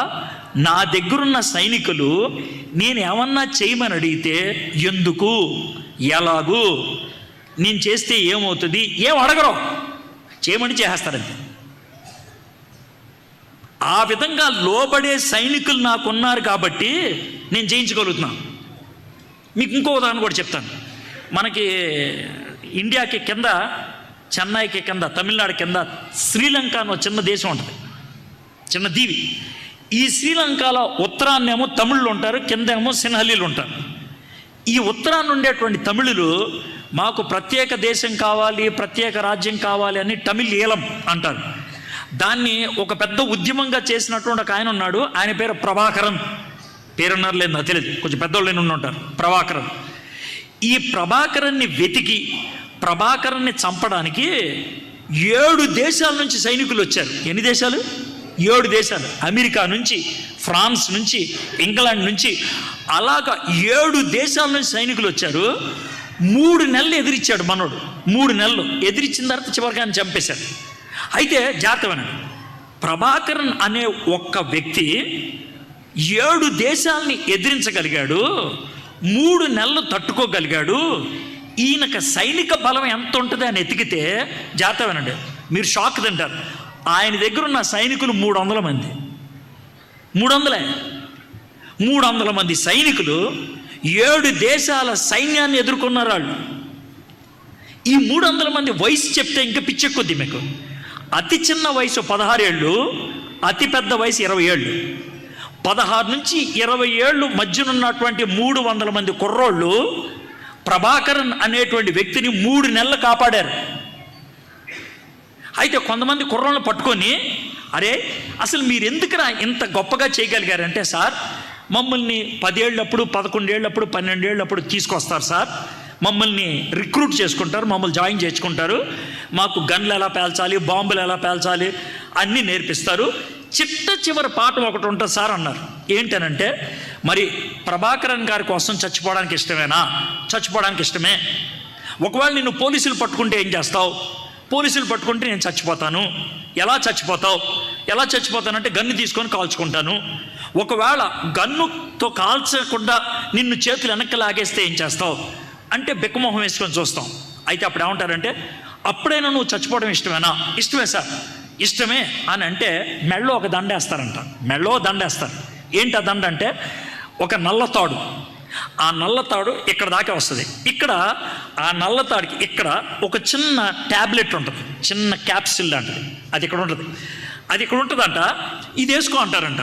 సార్ ఇదేం చేయాలంటే, ఒకవేళ నీ చేతులు వెనక్కి పట్టేసుకొని నిన్ను కాల్చుకోవడానికి నీకు అవకాశం లేనప్పుడు, నిన్ను ఒకవేళ బెదిరించి నీ దగ్గర సమాచారం బాగా లాక్కుండా ఉండటానికి నువ్వు చేయాల్సిన పని ఒకటే. ఏంటి సార్ అంటే, తలలా ఉంచి అని గట్టిగా లాగితే ఇక్కడ ఉన్నటువంటి క్యాప్సిల్ ఉంటుందే, అది గాలికి నోటి దగ్గరకు వచ్చి పడిపోద్ది. నోటి దగ్గర రాగానే దాన్ని కొరికేయాలి. కొరికితే దాంట్లో పొటాషియం సైనైట్ అనే మందు ఉంటుంది. అది ఎంత వేగంగా మనిషిని చంపేస్తుందంటే, అది నోటికి తగిలిన 27వ సెకండ్కి అది చచ్చిపోతాడు. 27వ సెకండ్, 1 2 3 4 5 6 అలాగే 27 లెక్క పెట్టే లోపల ఆడు చచ్చిపోతాడు. అయితే వీళ్ళ 300 మందికి కూడా అది ఇచ్చారంట. అంటే ఏంటనంటే, చావుకు సిద్ధపడితే సైన్యంలో ఉంటారు, లేకపోతే లేదు. యేసు ప్రభు వారు మన నుంచి కోరింది అదే. యేసు ప్రభు వారు మన నుంచి కోరింది అదే. మీరు నన్ను వెంబడించగోరినట్లయితే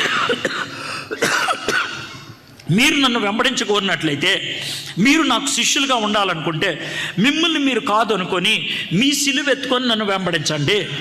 చావుకి తెగిస్తేనే యేసుక్రీస్తు వెంట రండి, లేకపోతే వద్దు. దానికి అద్భుతమైనటువంటి సాక్ష్యం మనకి యోసేపు నన్ను తోలనాడినా, నన్ను కించపరిచి మాట్లాడినా, నన్ను రాళ్లతో కొట్టి చంపినా, ప్రజలు నన్ను అసహ్యమైనటువంటి మాటలు అన్నా నాకు సంబంధం లేదు. నేను యేసు ప్రభుని దేవుడు చెప్పినటువంటి మాటని నేను శిరసా వహిస్తాను. ఆ విధంగా దేవునికి తన్ను తాను అప్పగించుకునేటువంటి గుణం కలిగినటువంటి వాడు యోసేపు నీతిమంతుడు, మొదటిది.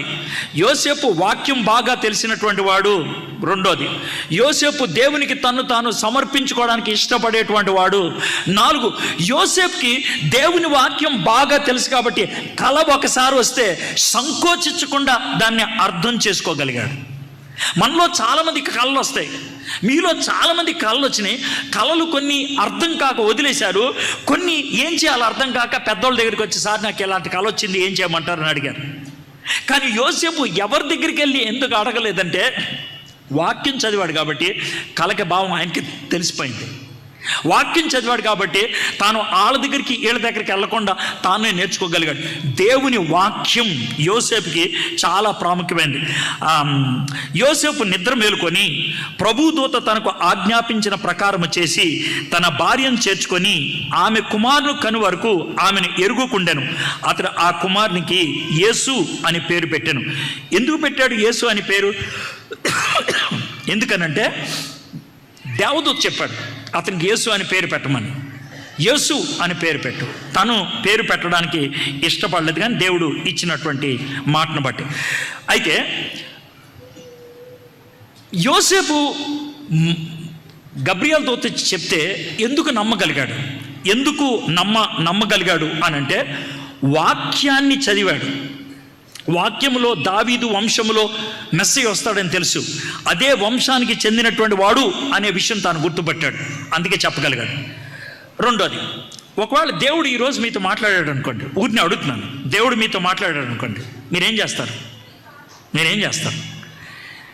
ఒకవేళ నీ పేరు ఎలిజబెత్ అమ్మ అనుకోండి, లేకపోతే నీ పేరు సువర్ణలత అనుకోండి. అమ్మ సువర్ణలత, నేను నీకు తోడుగా ఉన్నాను అనే స్వరం వినబడింది అనుకోండి, మీరేం చేస్తారు చెప్పండి? నెంబర్ 1, ఎవరబ్బా ఇది? నెంబర్ 2, ఇది నాకు వచ్చినటువంటి ఆలాపన ఏమనుకో.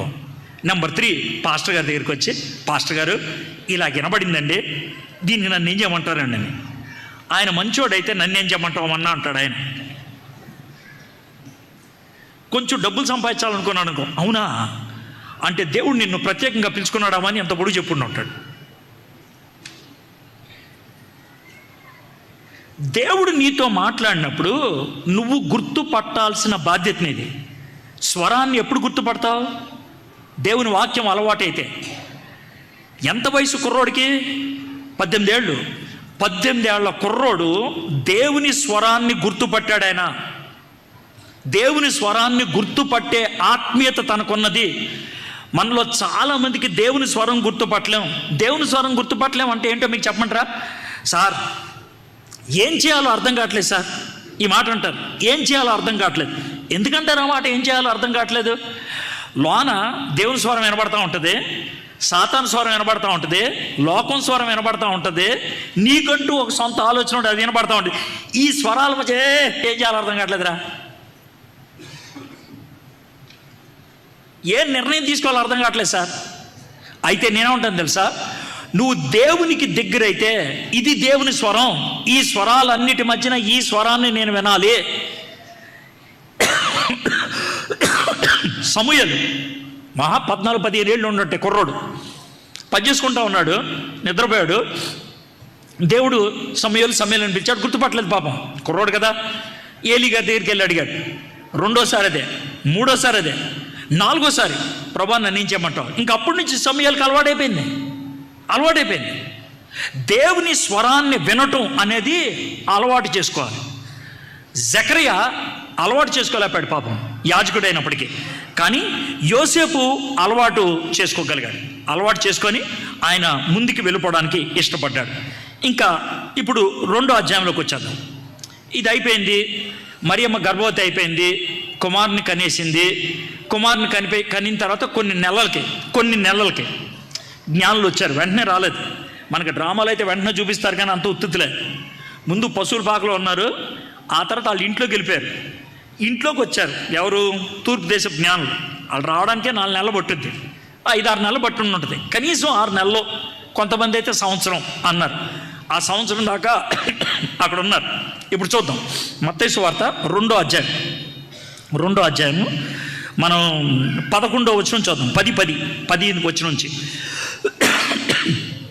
వారు ఆ నక్షత్రం చూసి అత్యానంద భరితులై ఇంట్లోనికి వచ్చి, పశువుల పాకలో కాదు, ఇంట్లోనికి వచ్చి తల్లి అయిన మరియను ఆ శిశువును చూచి సాగిలపడి ఆయనను పూజించి తమ పెట్టెలు విప్పి బంగారమును సాంబ్రాన్ని బోళమును కానుకలుగా ఆయనకు అర్పించిరి. 12వ వచనం. తర్వాత హేరోదు నొద్దకు వెళ్ళవద్దని స్వప్నమందు దేవుని చేత బోధింపబడిన వారు మరి యొక్క మార్గమున తమ దేశమునకు తిరిగి వెళ్ళారు. అయిపోయింది. బైబిల్లో నెక్స్ట్ పారాగ్రాఫ్ ఉంటుంది. ఆ తర్వాత పారాగ్రాఫ్ ఎలా ఉంటుందంటే, వారు వెళ్ళిన తర్వాత ఇదిగో ప్రభు దూత స్వప్నమందు యోసేపునకు ప్రత్యక్షమై. జాగ్రత్తమనంటే ఇది మిమ్మల్ని ఊహించేటట్లు చేస్తాం కాస్త. స్వప్నమందు యోసేపునకు ప్రత్యక్షమై. చిన్న ప్రశ్న, స్వప్నం ఎప్పుడు వస్తుంది? ఎప్పుడు పడుకుంటాం మనం సర్వసాధారణంగా? రాత్రి. అంటే నేను మధ్యాహ్నం పడుకుంటాను అనొద్దు, ఎందుకంటే యూదులు మధ్యాహ్నం పడుకోరు. ఎందుకంటే రోజంతా పనిచేస్తే వాళ్ళకి సాయంకాలానికి ఏమైనా వస్తాయి కాబట్టి వాళ్ళు రాత్రే. అంటే ఇది రాత్రి జరిగింది. పడుకున్నారు. పడుకొని ఉంటే మనోడికి ఏమొచ్చింది? కల వచ్చింది. యోసేపునకు ప్రత్యక్షమై హేరోదు ఆ శిశువుని సంహరింపవలనని ఆయన వెదగబోచున్నాడు కనుక నీవు లేచి ఆ శిశువును ఆయన తల్లిని వెంటబెట్టుకొని ఐగుప్తునకు పారిపోయి నేను నీతో తెలియజెప్పు వరకు అక్కడనే ఉండమని అతనితో చెప్పాను. అప్పుడు అతడు లేచి రాత్రివేళ, ఏముంది అక్కడ? రాత్రివేళ శిశువును తల్లిని తోడుకొని ఐగుప్తునకు వెళ్ళి ఐగుప్తులో నుండి నా కుమారుని పిలిచితిని అనే ప్రవక్త ద్వారా ప్రభు సెలవిచ్చిన మాట నెరవేరబడినట్లు హేరోదు మరణం వరకు అక్కడ ఉండెను. ఇప్పుడు చూద్దాం సీన్ ఏంటో. వాళ్ళు కింద పడుకున్నారో మంచం మీద పడుకున్నారో నాకు తెలీదు. బహుశా ఈ సంవత్సరంలో వడ్రంగి పనిచేస్తూ ఉండుంటాడు ఎవరు, యోసేపు. బాగా డబ్బులు వచ్చి ఉంటే ఇప్పుడు అద్దింట్లోకి వెళ్ళాడు. ఆయన ఒక ఇల్లు వచ్చింది, ఆ ఇంట్లోకి వెళ్ళాడు. మరియమ్మేమో పాపం చిన్న బాబుని పెట్టుకొని పెంచుతుంది. ఆ చిన్న బాబు ఎవరో? యేసుని పెట్టుకొని పెంచుతుంది. మరి యోసేపు ఏం చేస్తాడు? రోజు పనికి వెళ్ళి వస్తాడు. వచ్చిన కూలి డబ్బులతో వీళ్ళు బతుకుతూ ఉన్నారు, ఇంట్లో ఉన్నారు.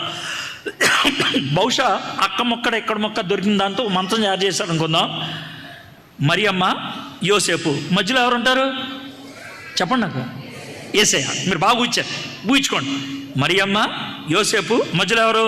యేసయ్య. పడుకొని నిద్రపోతా ఉన్నాడు. మరి ఎల్లకథలో పడుకున్నాడో లేకపోతే అటు తిరిగి పడుకున్నాడు, ఇటు తిరిగి పడుకున్నాడు, నేను కావాలని ఊహించుకున్నాడు. ఈలో ఒక కల్లో గబ్రియల్ దూత గారు కనబడ్డారు. అయ్యా, మరి హేరోద్ గారు బాబుని చంపేయాలనుకుంటున్నాడు, కాబట్టి నువ్వు వెంటనే లేచి ఐగుప్తు దేశానికి వెళ్ళు అని అన్నాడు. అంటే మనోడు లేచాడు అనుకుందాం. లేచి ఇప్పుడు ఎవరెంక చూస్తాడు? బాబు వెంక. ఎందుకని? వార్నింగ్ వచ్చింది బాబు గురించి. బాబు వెంక చూస్తాడు. బాబు చిన్న పిల్లోడు. బాబు ఆయన నిశ్చింతగా ఒకటి నిద్రపోతూ ఉంటాడు. ఆయన చూస్తే యోసేపుకి ఏం కలుగుద్ది? ఇప్పుడు బాధ, దుఃఖం, భయం కలుగుద్ది కదా. ఆ దుఃఖంతో అలా చూస్తూ ఉండుంటాడు.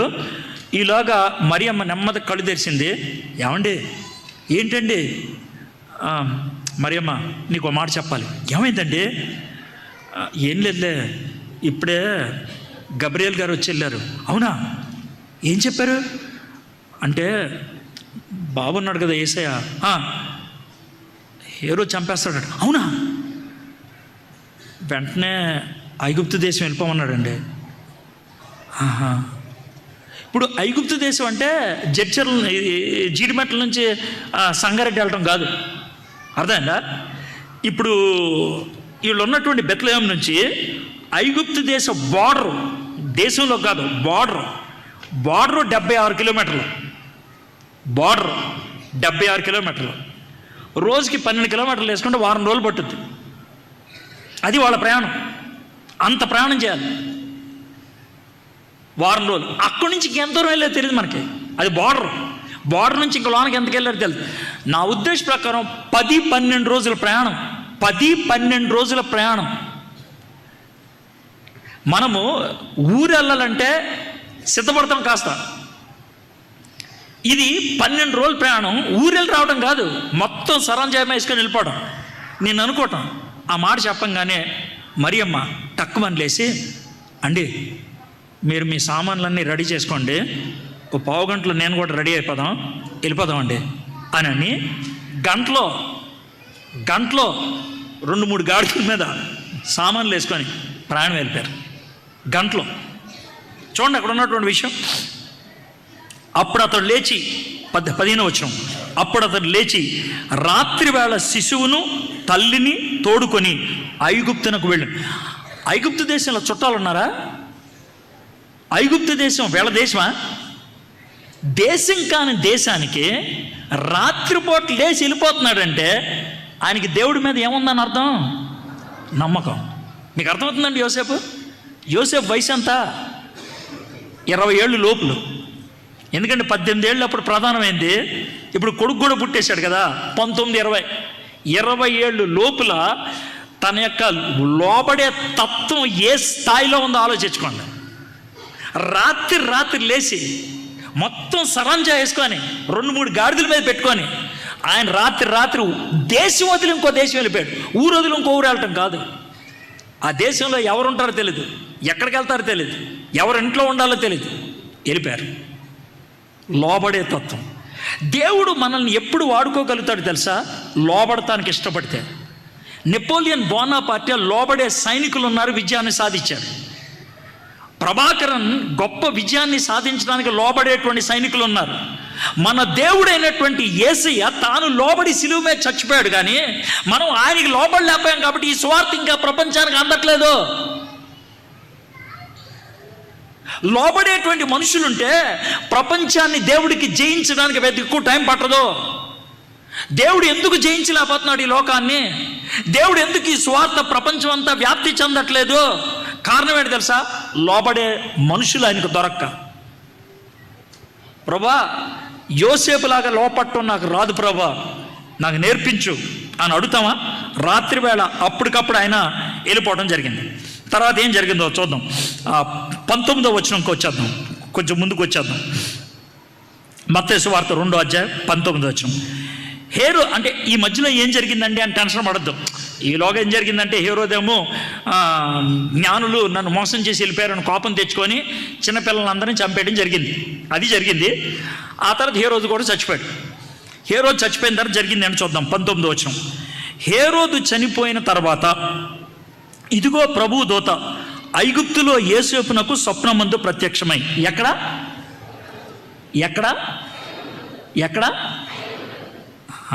నేను ఎందుకని ఈ మాట చెప్పాను తెలుసా? బెత్లెహేములో ఏ విధంగా దేవుని దూత యోసేపుకి ప్రత్యక్షమయ్యాడో, నజరేతులో ఏ విధంగా ప్రత్యక్షమయ్యాడో, ఎక్కడ కూడా ప్రత్యక్షమయ్యాడు. దేవుడు నీకు ప్రత్యక్షం అవడానికి శుభ్రమైన ప్లేస్ ఉండక్కర్లా, శుభ్రమైన మనసు ఉండాలి. మీకు అర్థమైందా? ఒక కుర్రాడు, ఒక అతను ఓ చర్చిలో ఎప్పుడు పడుకునేవాడు. ఎరా చర్చిలో ఎందుకు పడుకుంటున్నావు అంటే, సమూయేలు చర్చిలో పడుకుంటే కల వచ్చిందని అన్నాడు. అరే సమూయేలు చర్చిలోనే కాదురా, ఎక్కడ పడుకున్నా కూడా కల వస్తుందిరా. కల రావడానికి ప్లేస్ కాదురా ముఖ్యం, హృదయం. మీకు అర్థమైందండి? మనవాళ్ళు కొంతమంది ఏమంటారు, ఈ మంచం మీద పడుకుంటే పేడకళ్ళు వస్తాయండి.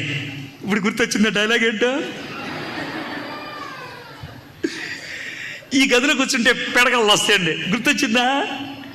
పేడకళ్ళు రావడానికి గది కాదు కారణం, నీ బతుకు. నువ్వు గదిని తిట్టొద్దు, మంచాన్ని తిట్టొద్దు. అర్థమైందా? నువ్వు తిట్టుకోవాల్సింది నిన్ను. నేను ఎందుకని ఈ ఉదాహరణ చెప్పానంటే, నజరేతులో దేవదూత ప్రత్యక్షమయ్యాడు, బెత్లెహేంలో ప్రత్యక్షమయ్యాడు, ఇప్పుడు ఎక్కడ ప్రత్యక్షమయ్యాడు? ఐగుప్తు దేవుడు ఏర్పరచుకున్న దేశం కాదు, అక్కడ కూడా దేవుడు ప్రత్యక్షమయ్యాడు. దేవుడు ఎక్కడైనా ప్రత్యక్షం అవడానికి ఇష్టపడతాడు, నువ్వు ఆయనతో సంబంధం ఉంటే. యోసేపుకి ఐగుప్తులో ప్రత్యక్షమయ్యాడు దేవుడు. ఐగుప్తులో యోసేపుకి కలగ భావాన్ని ఇచ్చాడు. ఆదికాండంలో మనం చూసినట్లయితే ఇక్కడ స్వప్నం మందు ఇదిగో దోత ఐగుప్తులో యోసేపునకు స్వప్నందు ప్రత్యక్షమై నీవు లేచి శిశువును తల్లి తోడుకొని ఇశ్రాయేలు దేశంనకు వెళ్ళుము. నువ్వు లేచి అన్నాడంటే మనోడు ఏం చేస్తున్నాడు? నిద్రపోతున్నాడు. మళ్ళీ ఇదేంటిది? ఏంటా నీ ఎప్పుడు ప్రాజెక్టులు అర్ధరాత్రేనా మొదలేది? ఎప్పుడు తెల్లారి పళ్ళు తోముకొని మొదలవటం లేదా? లేదు సార్, ఎప్పుడు దారిలో తోముకోవడమే మన బతుకు. ఎప్పుడు దారిలో తోముకోవడమే. మరి ఏం చేద్దాం? దేవుడు మనకి అర్ధరాత్రి కనబడరా లేరా అంటాడు, టైం వేస్ట్ అవ్వడం టక్మని లేచి వెళ్ళిపోతాం. ఏం మనిషి అండి అసలు, ఏం మనిషి అండి యోసేపు కనబడితే యోసేపు 20 ఏళ్ళకి ఎలా చేసావా? ఇది ఎలా చేయగలిగాం? అర్ధరాత్రి భార్యను పట్టుకొని వెళ్ళిపోయావంటే ఏం చెప్పాలా నీకు? ఏ ఊరు వెళ్తావో తెలియకుండా వెళ్ళిపోయావంటే ఏం చెప్పమంటారు సార్? దేవుడు వెళ్ళమన్నాడు, వెళ్ళాను. అయ్యా అబ్రహాముని కాదయా నిన్ను అనాలయా. అబ్రహాం ఎక్కడికి వెళ్తున్నాడో తెలియకుండా వెళ్ళాడు. నీకు కూడా అంతే కదా, నీకు కూడా ఎక్కడికి వెళ్తావో తెలియదు. ఐగుప్తు వెళ్ళమన్నాడు, ఊరి పేరు ఏమన్నా చెప్పాడు ఆయన? చెప్పలా. ఎంతకాలం ఉండమన్నాడు? చెప్పలా. నువ్వు వెళ్ళిపోయావు. సూపర్ అయ్యా, నువ్వు చాలా గొప్పడు. ఏం చూద్దాం? నీవు లేచి శిశువును తల్లిని తోడుకొని ఇశ్రాయేలు దేశంలోకి వెళ్ళము. ఇశ్రాయేల్ దేశం పెద్ద దేశం, కింద నుంచి పైదాకా 400 కిలోమీటర్లు, అటు నుంచి ఇటు దాకా 40 కిలోమీటర్లు. ఎక్కడికి వెళ్ళాలో తెలియదు. మనోడు బయలుదేరి వెళ్ళిపోతున్నాడు. శిశువు ప్రాణము తీయజూచుచుండు వారు చనిపోయారని చెప్పాను. అప్పుడు అతడు లేచి శిశువును తల్లిని తోడుకొని ఇశ్రాయేల్ దేశమునకు వచ్చాను. ఇప్పుడు చూడండి, దేవుడు కొన్ని సందర్భాల్లో కళ ద్వారా ఏం జరుగుద్దో పూర్తి చెప్తాడు. కొన్నిసార్లు ఎలా ఉంటుందంటే స్టెప్ బై స్టెప్ చెప్తారు. ఎలాగో చెప్తాను.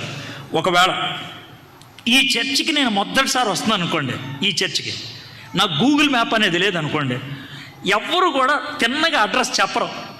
దగ్గరలో ఉన్న సెంటర్ పేరు చేసి వచ్చి ఆడికి వచ్చిన ఫోన్ చేయంటారు.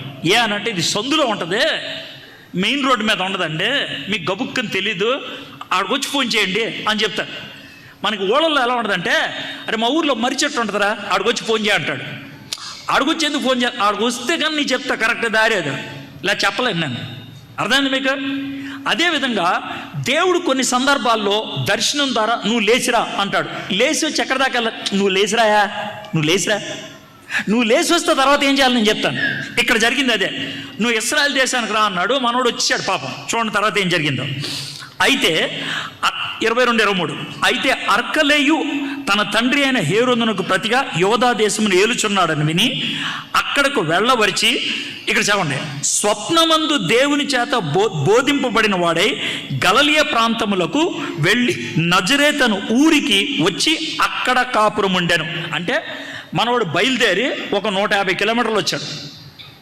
మనోడు బయలుదేరి 150 కిలోమీటర్లకి మనోడికి ఒక 10 రోజులు పట్టింది అనుకుందాం. 10 రోజులు ప్రయాణం చేస్తుంది. అది మళ్ళీ ఆడికి వచ్చింది. ప్రభా ఇప్పుడు మేము ఎక్కడికి వెళ్ళాలి? బెత్లెహేం వెళ్ళమంటావా? ఎక్కడికి వెళ్ళమంటావు అని అనుకోని ఉంటాడు. ఆ రోజు రాత్రి మళ్ళీ గాబ్రియల్ దాత, బాబు నువ్వు యోధా వెళ్ళొద్దు. ఇప్పుడు ఏ రోజు చచ్చిపోయాడు కదా? చచ్చిపోయాడు. వాళ్ళ కొడుకు వచ్చాడు. ఆడు అంతకంటే దుర్మార్గుడు. అవునా? మరి ఏమని చేయమంటావు? పైకి వెళ్ళిపో, మీ సొంత ఊరు ఉంది కదా నజరేతు, ఆడికి వెళ్ళిపో. మళ్ళీ ఇక్కడ నుంచి అక్కడికి ఎంత దూరం? అది ఇంకో 105 కిలోమీటర్లు. మీకు అర్థమైందా? ఆ 105 కిలోమీటర్లకు ఇంకో 10 రోజులు. అంటే ప్రయాణానికి దగ్గర 25-30 రోజులు. 25-30 అసలు ఊహిస్తున్నారు మీరు ఊహిస్తున్నారా? దేవుని మాటకు లోబడి పక్కింటికి వెళ్ళమంటే వెళ్ళం ఎదవుతుంది మనం. దేవుడు మాటకు లోబడి చర్చికి రమ్మంటే రావు మనం. ఈయన 4 రోజులు ప్రయాణం చేసుకుంటూ వెళ్ళిపోయాడు. దేవుడు మాట జస్ట్ ఒక మాట చెప్తే పో అంటే వెళ్ళిపోయాడు. 4 కళలు. కళ నెంబర్ 1 భార్యను వదిలేదు. కళ నెంబర్ 2 ఐగుప్తు దేశంకి వెళ్ళు. కళ నెంబర్ 3 ఇశ్రాయేల్కి వెళ్ళు. కళ నెంబర్ 4 నజరేతుకి వెళ్ళు. కళలు ఆయన వినేసి దానికి అనుగుణంగా బతికేయటం. ఆయన నేర్చుకున్నటువంటి ఒకే ఒక మాట ఏంటంటే, దేవుడి మాటకి నేను లోబడాలి, దేవుడి మాటకి నేను ఏమాత్రం తలొగ్గకూడదు. చివరిగా ఓ చిన్న పాఠం చెప్పి నేను ముగిస్తాను. మత్తయి సువార్త మొదటి అధ్యాయం 19-20 వచనాల నుంచి, విశ్వాసిగా మన నుంచి దేవుడు కోరుకునేది ఏంటంటే 3 పాఠాలు చెప్పి నేను ముగిస్తాను. నెంబర్ 1, ఆమె భర్త అయిన యోసేపు నీతిమంతుడై ఉండి ఆమెను అవమానపరచనొల్లక రహస్యంగా ఆమెను విడనాడే ఉద్దేశించను. అతడు ఆ సంగతుల గురించి ఆలోచించుండగా ఇదిగో ప్రభుదూత స్వప్నమందు అతనికి ప్రత్యక్షమై, దావీదు కుమారుడు అయిన యోసేపు, నీ భార్య అయిన మరియను చేర్చుకొనుటకు భయపడకము, ఆమె గర్భము ధరించింది పరిశుద్ధాత్మ వలన. ఎప్పుడైతే ఈ మాట చెప్పాడో 24వ వచనం, యోసేపు నిద్ర మేల్కొని ప్రభుదూత తనకు ఆజ్ఞాపించిన ప్రకారం చేసి తన భార్యను చేర్చుకొనెను. విశ్వాసిగా మనం ఉండాలంటే 3 పనులు చేయాలి. ఆ 3 పనులు యోసేపు చేశాడు. నెంబర్ 1, దేవుని మాటకు లోబడటం అనేది ఈ లోకరీత్యా నష్టం అవ్వచ్చు, కష్టం అవ్వచ్చు, చావు అవ్వచ్చు. లోబడ్డాడు. ఏమైనా సరే పర్లేదు, దేవుని మాటకి నేను లోబడాలి. గుర్తుపెట్టుకోండి, ఈ పాట నేర్పిస్తాను. లోబడటం కష్టం, లోబడటం కష్టం, లోబడకుండా ఉండటం నష్టం. లోబడటం కష్టం, లోబడకుండా ఉండటం నష్టం. లోబడితే ఇబ్బందులు వస్తాయి, లోబడకపోతే చావు వస్తుంది. మీరు ఆలోచించుకోండి. యోన లోబడకూడదనుకున్నాడు, చావు దగ్గర దాకా వెళ్ళాడు. కాబట్టి లోబడి కష్టంలోకి వెళ్తావా, లోబడకుండా నష్టంలోకి వెళ్తావా, నువ్వే నిర్ణయించుకో. యోసేపు చాలా తెలియగలవాడు. నేను లోబడతా, కష్టమైనా ఏమైనా సరే నేను లోబడతా. ఇది మొదటి పాఠం. రెండోది, మత్తయి 1:21, ఆమె ఒక కుమారుని కనును, తన ప్రజలను వారి పాపము నుండి ఆయన రక్షించిన కనుక ఆయనకు యేసు అని పేరు పెట్టదు. చిన్న మాట. మీరు పెళ్లి చేసుకున్నారు, ఓ సంవత్సరం తర్వాత నీ భార్య గర్భవతి అయింది, నీ భార్యకి బాబు పుట్టాడు అనుకుందాం. మీ ఇంటి పక్కన వాళ్ళ దగ్గరికి వెళ్ళి, సార్ మా బాబు పుట్టాడండి అని అన్నారనుకో, అవునా చాలా సంతోషం అండి, మీ బాబుకి రమేష్ అని పేరు పెట్టండి అని మీ పక్కింటి వాడు అన్నాడు అనుకోండి, మీకు ఎలా ఉంటుంది? మీకు ఎలా ఉంటుంది చెప్పండి నాకు. మీకు ఎలా ఉంటుంది చెప్పండి. మీకు ఎలా ఉంటుంది? మీకు వచ్చే మొదటి, నువ్వెవడో నా కొడుకు పేరు పెడతానికే, నువ్వెవడరా నా కొడుకు పేరు పెడతానికే, నా ఇష్టం, నువ్వుడరా నా కొడుకు పేరు పెడతానంటో. అర్థమైంది మీకు? ఎవరికైనా పేరు పెట్టాడంటే అర్థం ఏంటి? ఆడి మీద ఎవరికి అధికారం ఉన్నట్లు? పేరు పెట్టినోడికి అధికారం. ఇప్పుడు మనకి పిల్లలకు పుస్తకాలు ఇస్తారండి. జూన్ మాసంలో స్కూల్ తెరిచినప్పుడు పుస్తకాలు ఇవ్వగానే పిల్లలు చేసే మొదటి పని ఏంటి? ఎందుకని రాసుకుంటారు? ఇది నాది అంటానికి. కుక్క పిల్లని గిఫ్ట్ ఇచ్చాము, దానికి ఒక పేరు పెడతావు. పేరు పెట్టామంటే అర్థం ఏంటి? ఇది నాది అని. నీ కొడుకు నువ్వు పేరు పెట్టక ఎవడో పెడతావేంట తెచ్చకపోతే. అయితే చూడండి, యోసేపుకి గబ్రియల్ దూత వచ్చి, బాబు నీ కొడుకు పడతాడు, అలాగేనండి, ఆడికి నేను పెట్టిన పేరు పెట్టు. అదేంటిది? మొదటిది లోబడటానికి ఇష్టపడ్డాడు, రెండోది అధికారానికి తలొగ్గాడు. జాగ్రత్త వినండి. యేసు ప్రభు వారు మనల్ని కోరుకునేది అదే. నువ్వు నన్ను ప్రభువుగా స్వీకరిస్తే, నా అధికారానికి తల ఒగ్గితే నేను మిగిలినవన్నీ చూసుకుంటా. మొదట నా రాజ్యాన్ని ఎతుకు, ఇవన్నీ నీకు ఇస్తాను. అధికారాన్ని తలొగ్గాడు. నువ్వు ఏం పేరు పెడితే అదే, నువ్వేం చెప్తే అదే. నెక్స్ట్ ఏం జరిగిందో చూడండి. ఆమె ఒక కుమారుని కనును, తన ప్రజలను వారి పాపం నుండి ఆయన రక్షించిన గనక ఆయనకు యేసు అని పేరు పెట్టదు. యేసు అంటే అర్థం ఏంటి? ఆయన తన ప్రజల్ని వారి పాపం నుండి రక్షిస్తాడు. ఆ పేరు యేసు అని ఆ బాబు పెట్టినప్పుడు మొట్టమొదటిసారిగా ఆ మాట ఎవరైనా ఉండుంటారు? చెప్పండి, ఎవరైనా ఉండుంటారు? యోసేపే. బాబుకి ఏం పేరు పెడతామండి? యేసు. ఎందుకే ఆ పేరు పెడుతున్నాం? ఆయన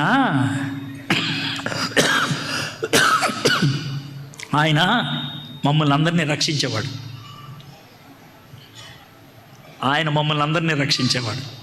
సూపర్ అండి. 3 పనులు.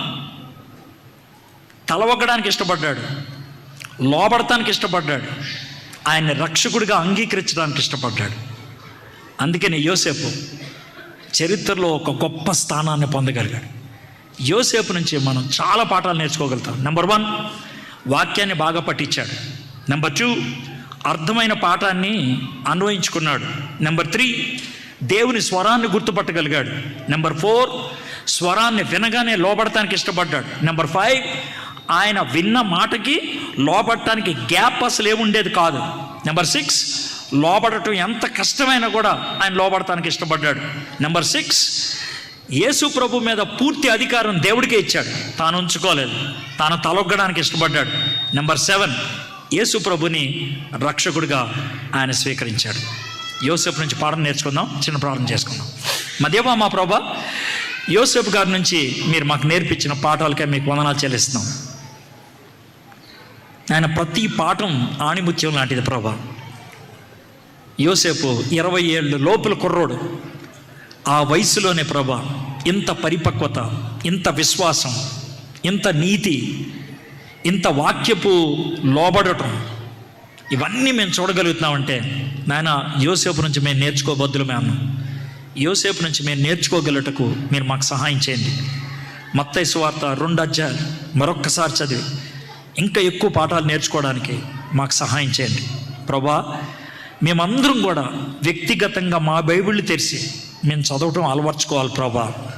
అలవర్చుకోవడానికి కృప చూపించమని, వాక్యములో ఎదగడానికి మాకు సహాయం చేయమని, ఈ సంఘాన్ని, ఈ సంఘ నాయకులను, పెద్దలను మీరు మీ జ్ఞానంతో, మీ వాక్య భారముతో నింపమని యేసు నామములో ప్రార్థన చేయుచున్నాం తండ్రి. ఆమేన్.